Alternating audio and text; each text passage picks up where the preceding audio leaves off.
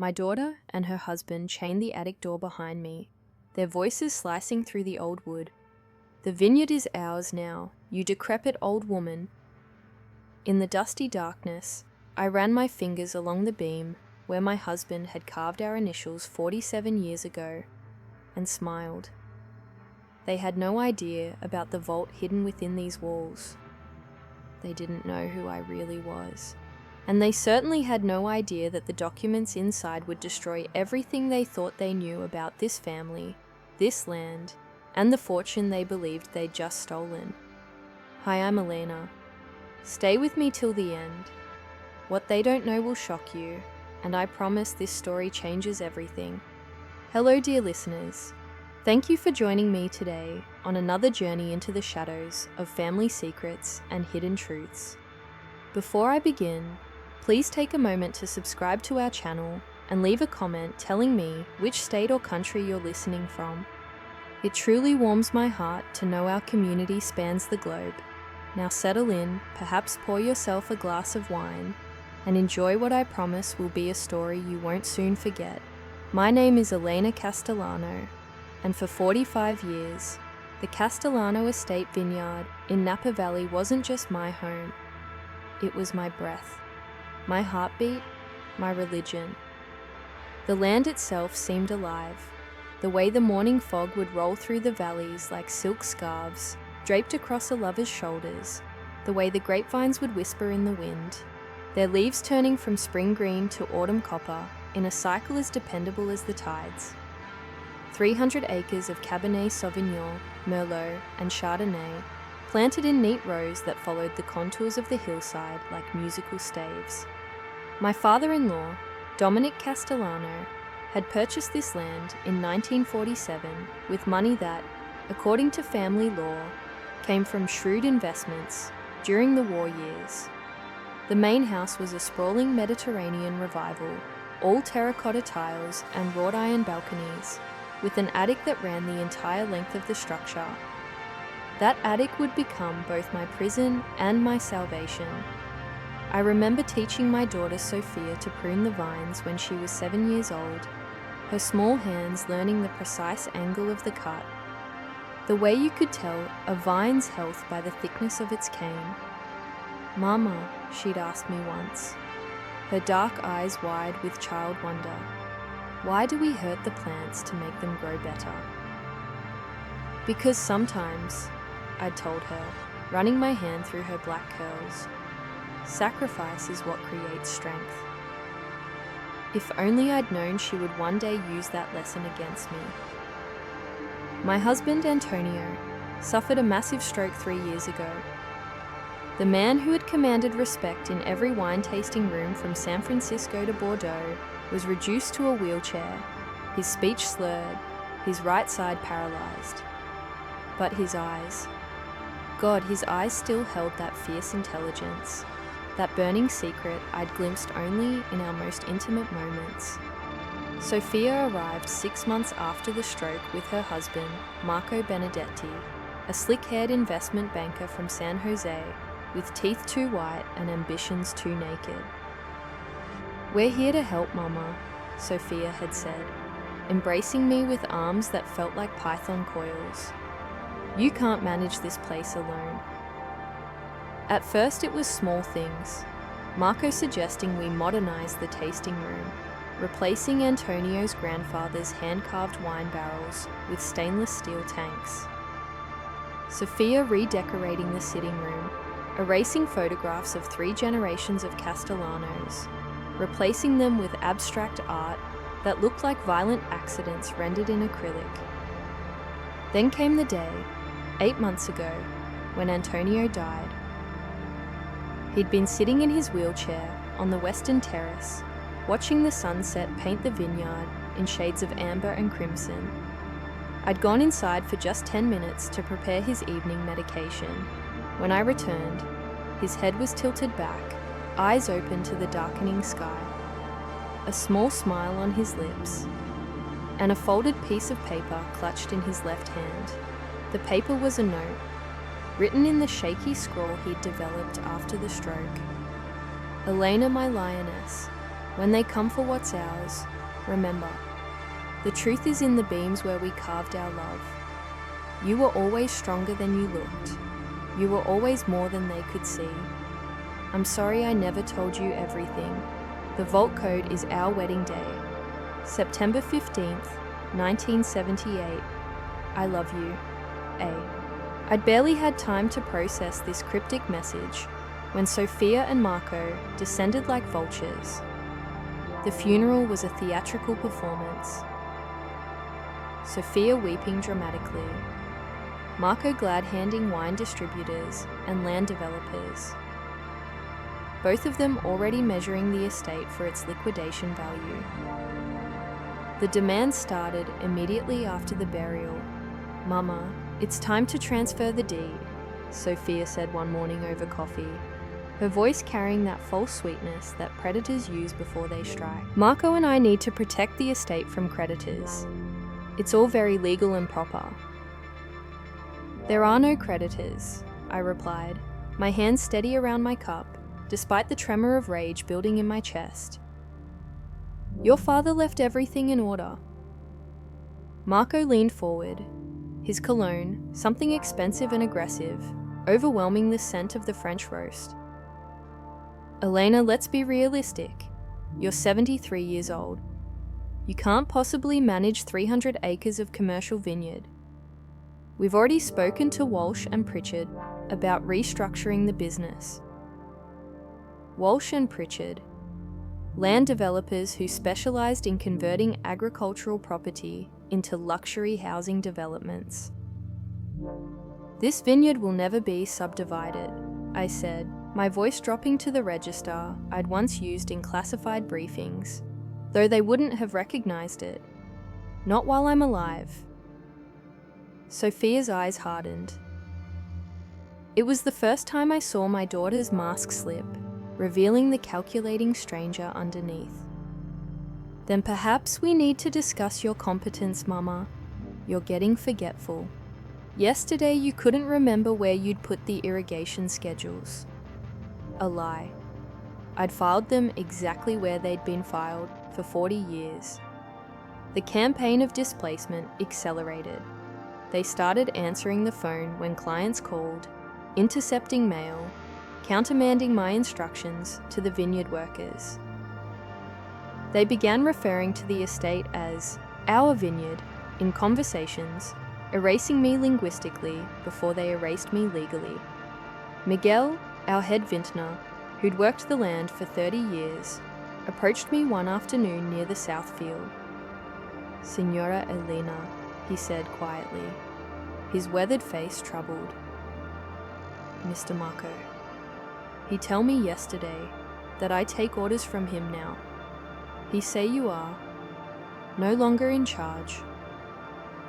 "Miguel," I said, touching his arm, "whatever happens, remember that I trust you completely. Do what you must to protect your family, but remember also that things are not always what they appear to be." His eyes searched mine, and I saw the question there. The same question I saw in the mirror every morning since Antonio died. Who was I really? The aging widow everyone pitied? Or someone else entirely? The night of my imprisonment began with an argument over dinner. Marco had brought a land surveyor to the house without my permission. A violation so profound it made my hands shake with suppressed fury. The surveyor had spent 3 hours measuring property lines, photographing the main house, making notes about optimal subdivision patterns. "You invited vultures to pick over our bones while the body is still warm," I said, my voice cold enough to frost the wine glasses. "Our bones?" Marco laughed. Actually laughed. "Elena, you're a tenant here now, whether you accept it or not. Sophia is Dominic's only heir. The estate passes through bloodline. I am Antonio's widow," I said, standing from the table. "This is my home." "Was your home," Sis Sophia corrected, and there was something in her voice, a viciousness I'd never heard before. Marco discovered something interesting in Papa's old papers. Something about property law and marital assets in California. You signed a prenuptial agreement in 1978. Did you forget, Mama? Or did you think we'd never find it? The prenup. I remembered it vaguely. Antonio had insisted, said it was standard for families with complicated histories. I'd been 25, and so blindly in love, I'd have signed anything. That agreement, Marco said, swirling his wine with theatrical pleasure, specifies that in the event of Antonio's death, estate ownership reverts to his direct bloodline heirs. You have usufruct rights, the right to live here until your death. But you have no ownership, no decision-making power, and certainly no right to interfere with how we manage what's ours. The room tilted slightly. Not from shock. I'd survived worse revelations in underground bunkers and mobile command centers, but from the calculated cruelty of it. They'd been planning this, researching, building their case while I mourned. I see, I said quietly. And if I refuse to accept this interpretation, Sophia stood, her face a mask of false sympathy, then we'll be forced to pursue a competency hearing. Marco has already spoken to a psychiatrist about your declining faculties, the confusion, the memory problems, the paranoia about us taking over. It's textbook early-stage dementia, Mama. We only want what's best for you. The threat hung in the air like poison gas. I excused myself, climbed the stairs to the second floor, and then, on impulse, or perhaps guided by Antonio's ghost, continued up the narrow staircase to the attic. The attic was exactly as I remembered from childhood visits during the early years of our marriage. A long corridor of rafters and shadows, filled with steamer trunks, old furniture draped in sheets like ghosts, and the accumulated debris of 3 generations. The air smelled of cedar and dust and secrets. I was examining the beam where Antonio had carved our initials, running my fingers over the wood, feeling for the hidden seam he'd mentioned in his note, when I heard footsteps on the stairs. Sophia appeared at the top, Marco behind her. Their faces were flushed with wine and something darker. Looking for something, Mama? Sophia asked. Just remembering, I said softly. Your father and I used to come up here when you were a baby. He'd tell me stories about the Vineyard's history. Touching, Marco said. But we need the attic space for storage. We're having the West Wing renovated into luxury guest suites. Wine tourism is where the real money is. You're turning our home into a hotel? The words came out sharper than I intended. Our home, Sophia corrected. And yes, the estate needs to be monetized properly. Your generation was satisfied with subsistence farming. We think bigger. I should have left then, should have descended those stairs, and called my lawyer, activated the contingencies I'd spent decades putting in place. But something in Sophia's eyes, a challenge, a dare, made me stand my ground. This attic stays as it is, I said firmly. It's part of the historical structure. It's protected under the Agricultural Heritage designation. Marco's face darkened. Protected? By whom? Some dusty county ordinance? Elena, you need to understand your position here. You have no authority. You have no power. You're an old woman living on our charity. Our charity, Sophia echoed and stepped closer. And honestly, Mama, you're becoming a problem. The workers still look to you for direction. Clients still call asking for you. You're undermining us at every turn. Because you're destroying what 3 generations built, I said, my voice rising despite my training, despite decades of maintaining perfect operational control. You're vultures, parasites. You don't love this land. You love what you can extract from it. The slap came fast. Sophia's palm across my face, snapping my head sideways. I tasted blood. "Don't you dare judge us," Sophia hissed. "You who married into this family. You who came from nothing. A nobody from some nowhere town in Central California, tricking Papa into marriage." "I loved your father," I said quietly, touching my split lip. "You loved his money," Marco corrected, "but that's over now. Sophia, get the chain." The chain. I saw it then, a heavy length of galvanized steel in Marco's hands, a padlock dangling from it. "What are you doing?" I backed toward the far wall, my mind racing through scenarios, threat assessments, extraction strategies. "Giving you time to think," Sophia said, her voice eerily calm. "A few hours up here alone might help you understand reality. You're going to sign the estate over to us, Mama. You're going to do it willingly, with a smile, in front of witnesses. Or we're going to have you declared incompetent and take it anyway. Those are your choices." Marco was already wrapping the chain through the door handles. The attic had double doors at the top of the stairs. An old-fashioned design. The chain wove through the iron handles and around the stair railing, creating an improvised but effective lock. "This is illegal," I said, but they were already descending. "Who's going to know?" Marco's voice drifted up. "The staff thinks you're confused, wandering around at night. By morning, you'll be begging to sign." "The vineyard is ours now," Sophia shouted, and I heard the triumph in her voice, the savage joy of the predator who believes they've cornered their prey. The padlock clicked shut. Their footsteps receded down the stairs. A door slammed somewhere below, and I was alone in the darkness of the attic, the only light coming from a small gable vent and the full moon rising over the vineyard outside. In the dusty silence, I whispered to myself, "They don't know about the vault hidden in these beams." And I began to smile. The attic of the Castellano estate was not just an attic. I'd learned this on my wedding night in 1978, when Antonio, drunk on champagne and love and secrets, had brought me up here and showed me the hidden compartment. "My father," he'd whispered, running his hands over a section of beam that looked identical to all the others, "was a complicated man. He came to America with nothing. He left behind more than anyone knows." The vault wasn't a traditional safe.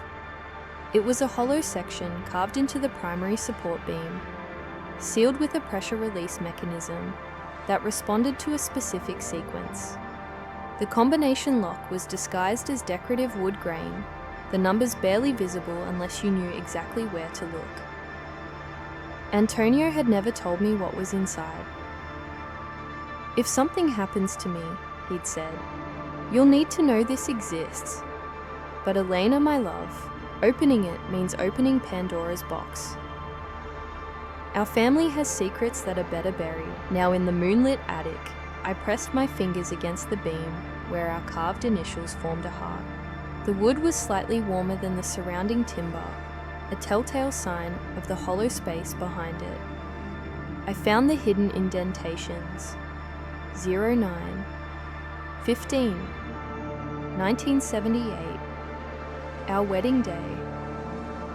The mechanism clicked with a sound like bones settling. A section of the beam, roughly 2 feet wide and 18 inches tall, swung inward on brass hinges that had somehow remained pristine despite decades of neglect. Inside the vault, wrapped in oilcloth and sealed in waterproof containers, were documents. I pulled out the first bundle and unwrapped it carefully. The paper was yellowed but perfectly preserved. At the top, in official letterhead, Office of Strategic Services, classified, eyes only, OSS, the Office of Strategic Services, the predecessor to the CIA. The document was a personnel file for Dominic Castellano, but that wasn't the name at the top. The name read, Dimitri Kostopoulos, Asset Code Nightingale. My hands trembled as I read the operational summary. Subject Nightingale, recruited Athens, Greece, 1943. Family executed by Nazi occupation forces. Subject offered full cooperation with Allied intelligence in exchange for extraction and new identity, primary value. Subject's family operated extensive smuggling networks throughout Mediterranean, maintained contacts with resistance cells across 3 countries. Subject demonstrated exceptional aptitude for covert communication, code breaking, and logistics coordination. The file went on for 30 pages. Dominic Castellano, Dimitri Kostopoulos, had been a spy. Not just a spy, but a highly decorated intelligence asset who'd helped coordinate black market supply lines that kept resistance fighters armed throughout occupied Europe. After the war, the OSS had set him up in California with a new identity, a substantial cash payment for his services, and a mandate to establish legitimate business while remaining available for consultation on Mediterranean organized crime networks. The Vineyard. The shrewd investments. All of it had been intelligence money funneled through a web of shell companies and legitimate agricultural businesses. But that wasn't the worst revelation. The second bundle contained birth certificates, genetic test results, and a notarized confession written in Dominic's own hand. I, Dominic Castellano, formerly known as Dimitri Kostopoulos, do hereby state for the record that my son Antonio was not conceived with my wife, Maria Castellano.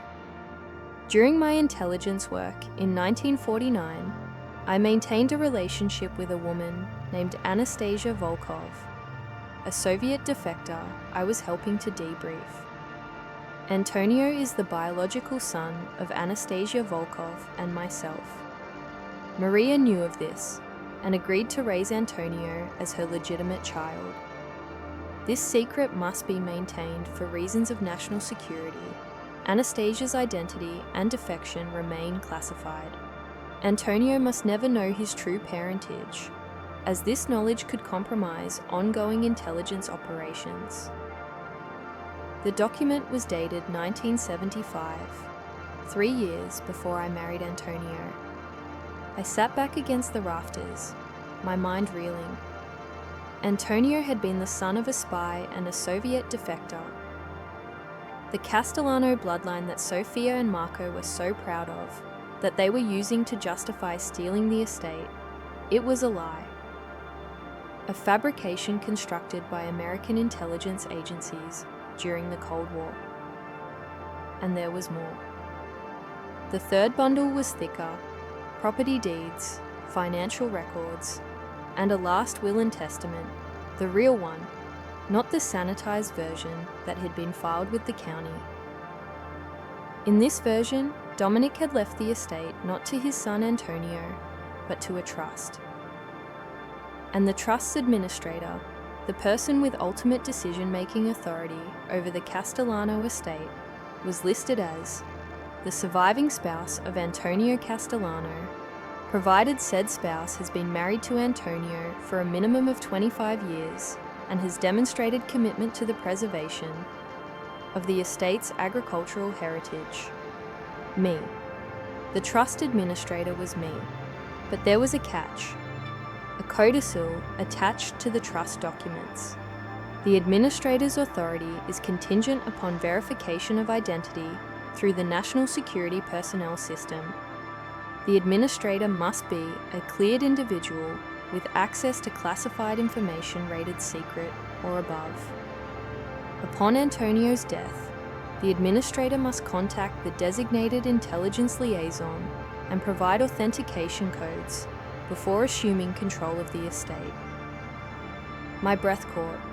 The phone in my pocket, the one I'd convinced Miguel to smuggle up to me earlier, before Sophia and Marco's ambush, suddenly felt like it weighed 1,000 pounds.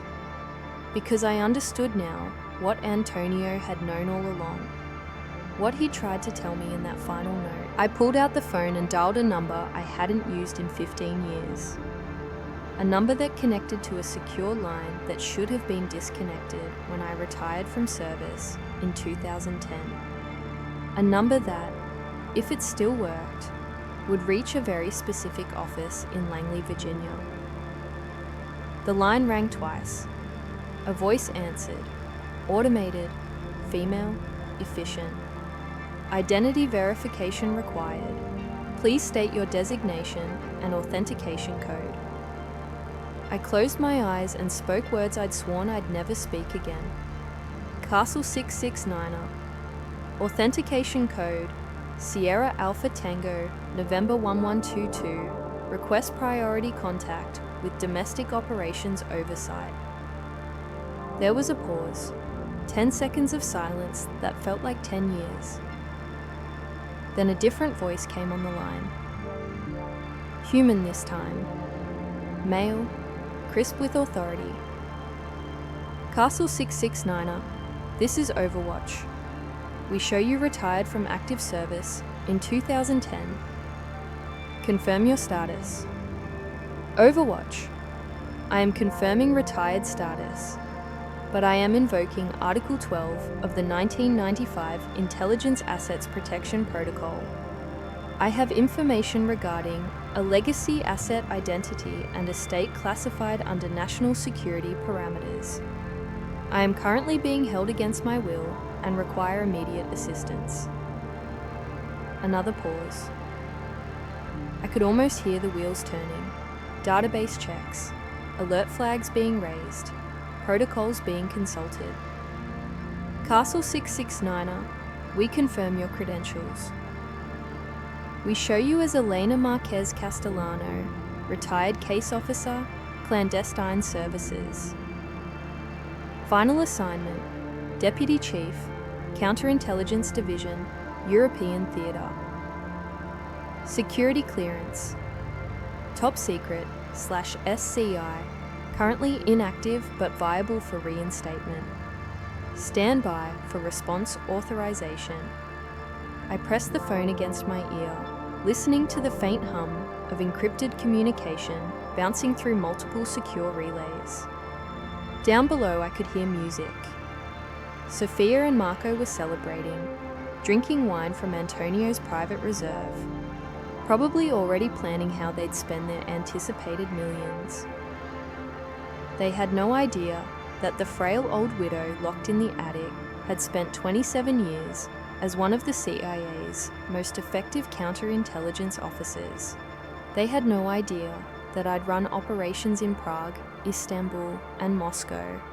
They had no idea that the reason Antonio and I had never discussed his father's past was because I'd been cleared to know it all along, because I'd been selected to marry into this family, specifically to monitor and protect a legacy intelligence asset.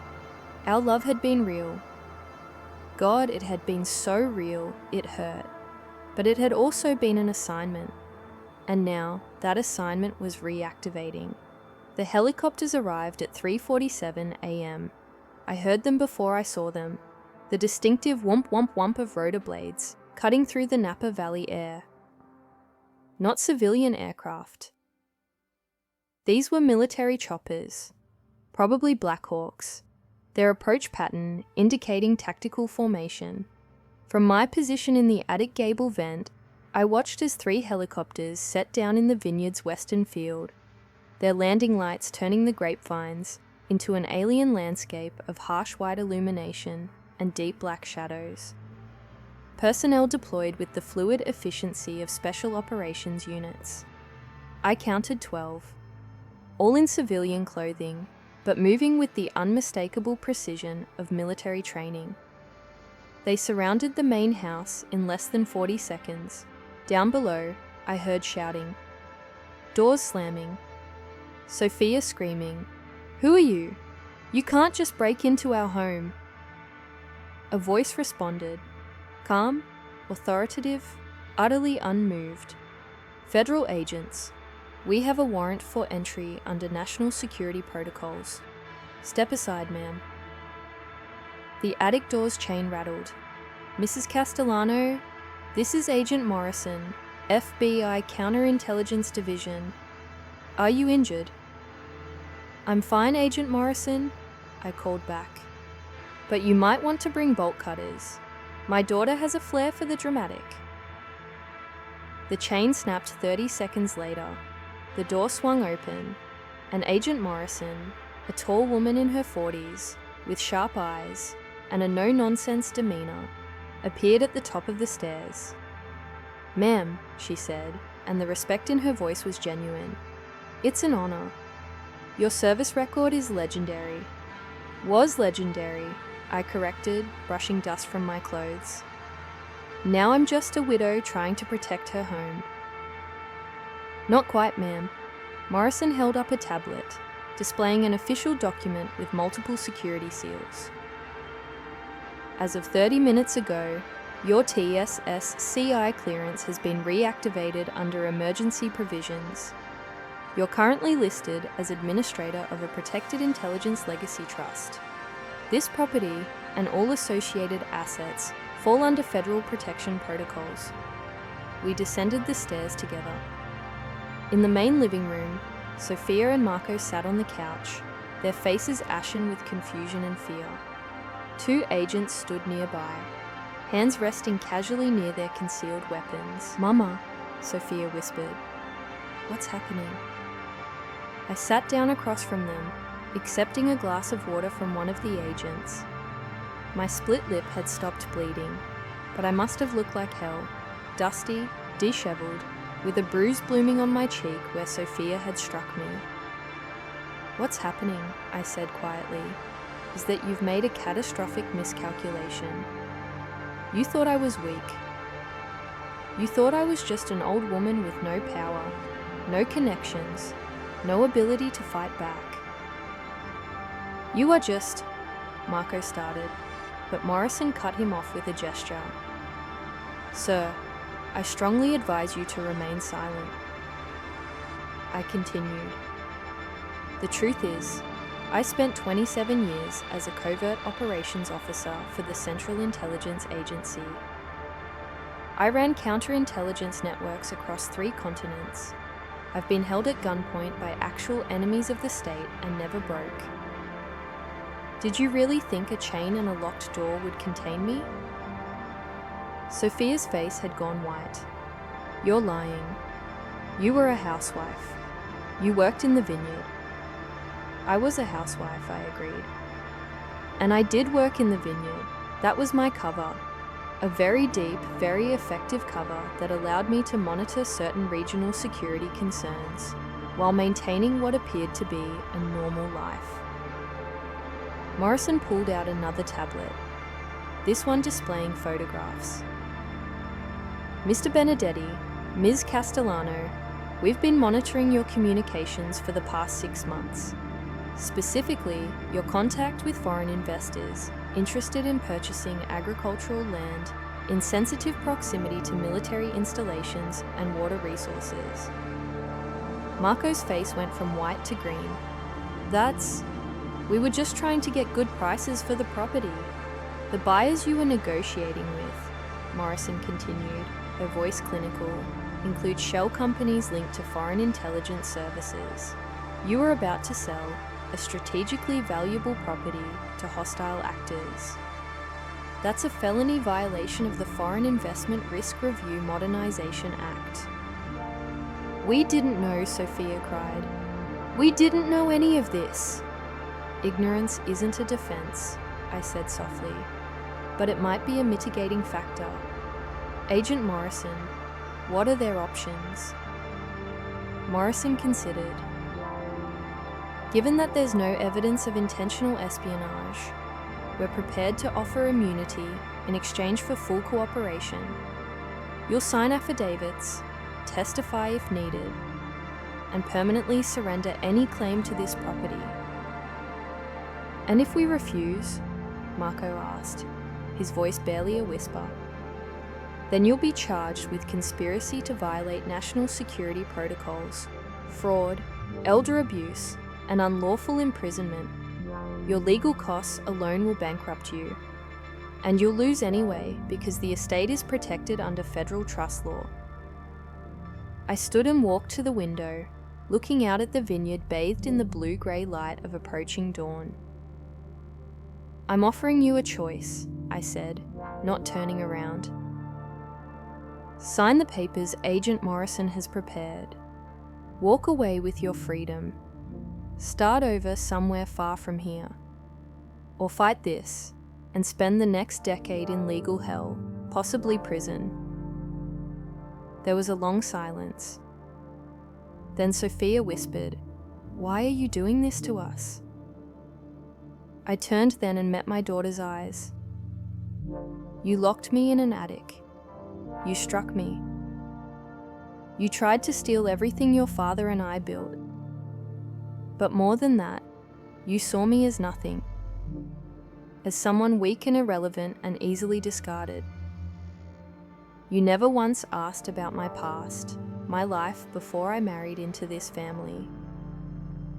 You never wondered why a 25-year-old woman from nowhere could speak 4 languages fluently, could navigate international wine markets with ease, could maintain contacts across 3 continents. We thought you were just good with business," Sophia said weakly. "I was good with business because I was trained to be. I was trained to build networks, gather intelligence, assess threats, and neutralize them. And yes, I also learned to love this land, this life, your father. I gave up my career for this family. I chose to be just a vintner and a wife because that's what love required. But never mistake sacrifice for weakness." Marco signed the papers first, his hand shaking so badly he could barely hold the pen. Sophia cried as she signed, great heaving sobs that might have moved me if I hadn't seen the calculation in her eyes. Even then, she was already planning her next move, her narrative for friends and relatives. "One more thing," I said as Morrison collected the documents. "The story you'll tell everyone is simple. Your mother decided to place the estate in a protected agricultural trust to prevent development.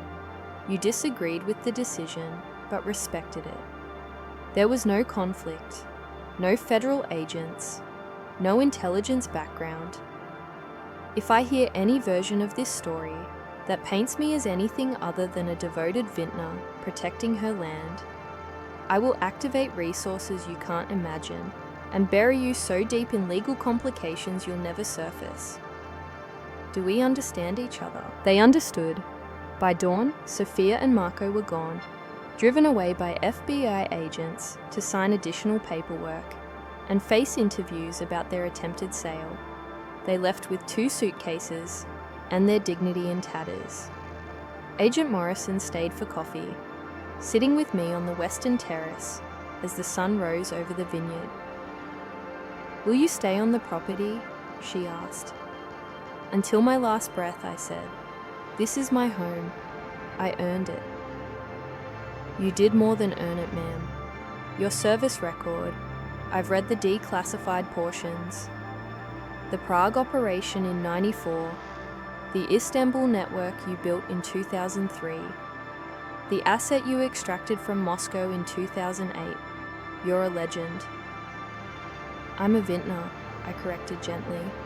"I was other things once, but now I'm just Elena Castellano, making wine and trying to enjoy the peace I fought for." Morrison smiled and stood to leave.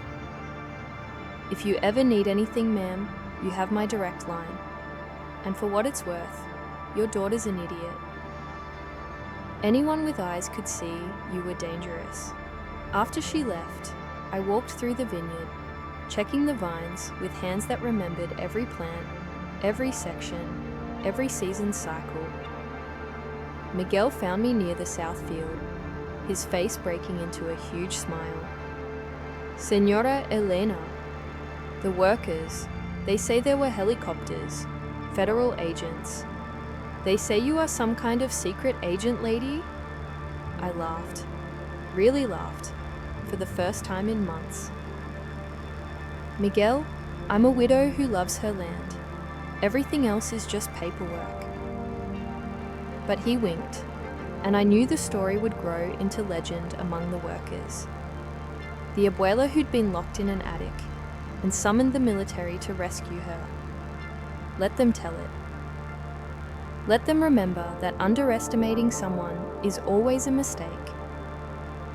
I spent the afternoon in the attic, transforming it from a dusty storage space into a personal archive. The vault, now empty of its explosive secrets, became a wine library. I filled it with bottles from every significant vintage Antonio and I had produced together.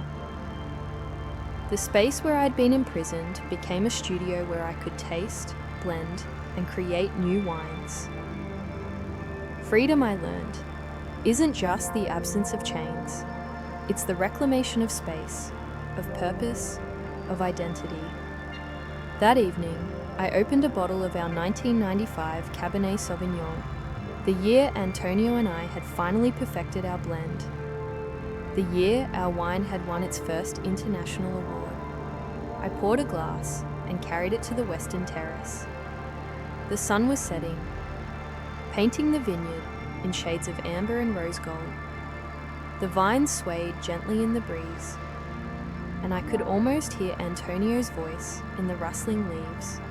You were always stronger than you looked. You were always more than they could see.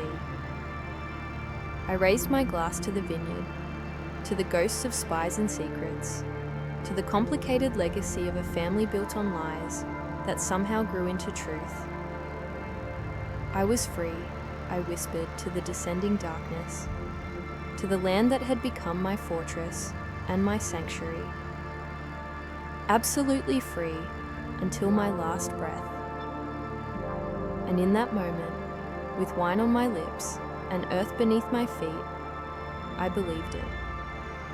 The vineyard still stands, 300 acres of breathing green life in the heart of Napa Valley.